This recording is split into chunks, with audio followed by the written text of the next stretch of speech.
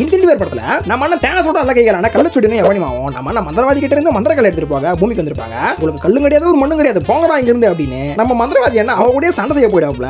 இவங்க இங்க ஒரு பக்கம் சண்டை செய்ய இந்த பக்கம் இந்த கள்ளச்சுடின் பைப்புல நம்ம அயன்மேன் அங்க எங்கன்னு தூக்கி சொல்லி பயங்கரமா ஷாட் அடிச்சிட்டு இருப்பான். அப்ப குறுக்கார நம்ம வாங்க வந்து ஒரு போர்ட்டலை கிரியேட் பண்ணி இந்த கள்ளச்சுடினை ஒரு பனிப்பிரதேசத்துக்கு அனுப்பிடுவாப்ல. அப்ப இந்த கள்ளச்சுடினை இந்த போர்ட்டலோட ஓட்டையை பார்த்த உடனே இவ்வளவு பெரிய ஓட்டையா விடுறா வரல சி கையா அப்படின்னு அதுக்குள்ள அவரோட கையை விட அப்போன்னு பார்த்து கரெக்டா அந்த போர்ட்டல் க்ளோஸ் ஆக அவரோட கை அங்கேயே துண்டா கட் ஆயிடும். இதை பார்த்த உடனே தான் எனக்குள்ள ஒரு மிகப்பெரிய டவுட் கிரியேட் ஆச்சு. நம்ம மந்திரவாதி அண்ணனோட போர்ட்டல் எல்லாத்தையும் கட் பண்ணோம் அப்படின்னா ஏன் தேனஸோட காண்டிட்டு இருக்கிற கையை நம்ம மந்திரவாதி என்ன கட் பண்ணி அவரை டிஃபீட் பண்ண ட்ரை பண்ணல. இந்த டவுட் எனக்கு மட்டும் இல்லைங்க, ஏற்கனவே பல பேருக்கு இந்த டவுட் வந்து அதை இந்த படத்தோட டைரக்டர்ஸான ரூசோ பிரதர்ஸ் கிட்டே போய் கேட்டாங்க. அதுக்கு அவங்க என்ன சொல்றாங்க அப்படின்னா தேனஸோட உடல்லாம் ரொம்ப ஸ்ட்ராங் ஆனதுப்பா, அவரோட தோல்லாம் ரொம்ப தடிமானது, நம்ம மந்திரவாதியோட போர்ட்டலால தேனஸோட கையெல்லாம் கட் பண்ண முடியாதுப்பா அப்படின்னு சொல்லிட்டாங்க. அப்படியா? அப்படி பார்த்தீங்கன்னா நம்ம அயன்மேனோட சூட் கூட வைப்ரேனியம் அளவுக்கு ஸ்ட்ராங்கான மெட்டீரியல் எல்லாம் உருவாக்கப்பட்டது கிடையாது. அதாலேயே தேனஸோட மூஞ்சில கோடு போட முடியும் போது போர்ட்டலால கட் பண்ண முடியாது.